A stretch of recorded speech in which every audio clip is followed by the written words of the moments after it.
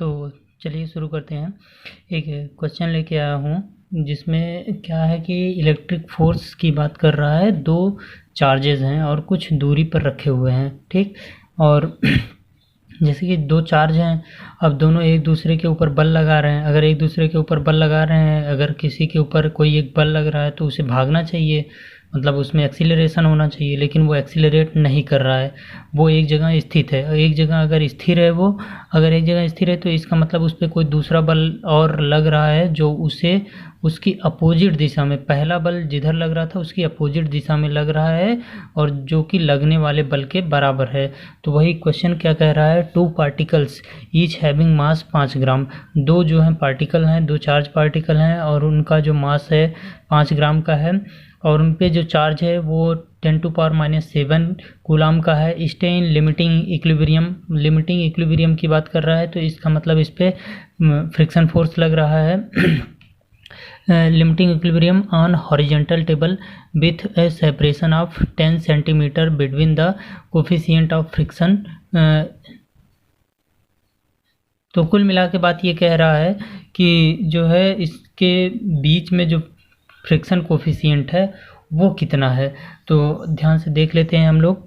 ये मान लीजिए एक टेबल है, टेबल के ऊपर जो है दो पार्टिकल रखे हुए हैं। ये अगर पॉजिटिव चार्ज है, ये भी अगर पॉजिटिव चार्ज है तो ये दोनों एक दूसरे को रिपल करेंगे।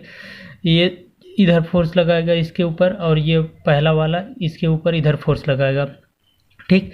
तो फिर इसको इधर भाग जाना चाहिए था, इसको इधर भाग जाना चाहिए था, लेकिन ये यहाँ स्थिर है तो इसका मतलब इधर कोई फोर्स लग रहा है।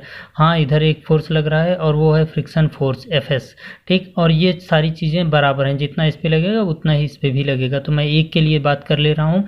तो पहले मतलब दो फोर्सेज हैं, दोनों बराबर हैं, तो इस पर टोटल फोर्स कितना लग रहा होगा जो चार्ज के कारण है। तो वो फोर्स की बात मैं करूँ तो यह बराबर K⁴ और दूसरा फोर्स जो Fs है वो इधर लग रहा है। Fs बराबर μmg होता है, म्यू इंटू एन, मतलब friction coefficient into normal force, या फिर कहीं कहीं पे उसे रिएक्शन फोर्स भी बोलते हैं। तो ये मतलब इक्विलिब्रियम है। इक्विलिब्रियम में होने का मतलब है कि जो इस पे ये इलेक्ट्रोस्टैटिक फोर्स लग रहा है और जो ये फ्रिक्शन फोर्स लग रहा है, ये दोनों फोर्स बराबर होने चाहिए। तो दोनों को बराबर कर दिया इक्विलिब्रियम होने के लिए और दोनों की वैल्यू पुट कर दी।